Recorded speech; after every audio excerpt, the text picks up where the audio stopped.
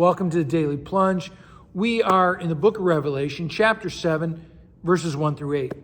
We start off, and there are four angels standing at the four corners of the earth, at the edges of the earth, and they're holding back the wind.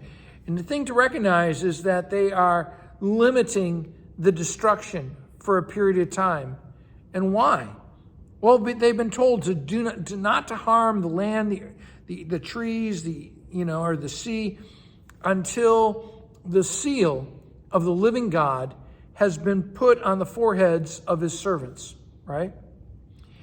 And what is the seal of the living God? When we baptize them, you have been marked with the cross of Jesus Christ and sealed with the Holy Spirit forever.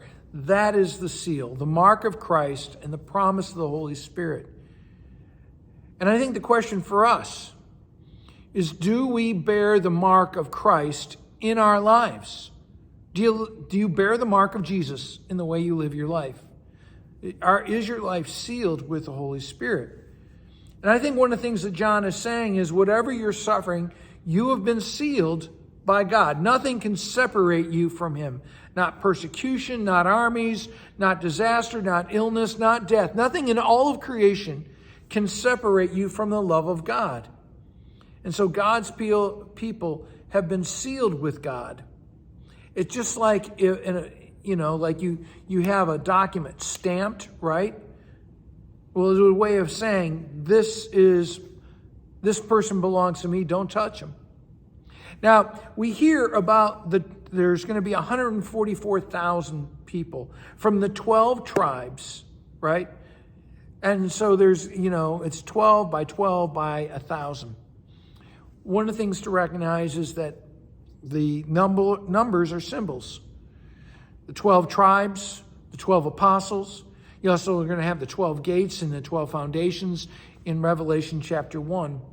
And what it represents is the fullness of God's people, the people that God has called to serve him.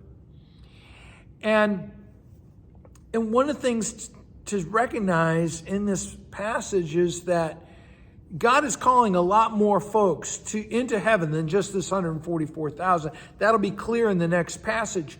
But that this is about the calling of God's people who belong to the first covenant, to Israel. And that God's promise to them has not gone away. It hasn't been superseded by the new covenant in Jesus Christ. God's promise to Israel has not gone away, and he is still determined to call them into heaven. Now, the other thing to recognize is that this 144,000, the 12 by 12 by 1,000, the word for 1,000 is myriad, and it really means just a whole bunch.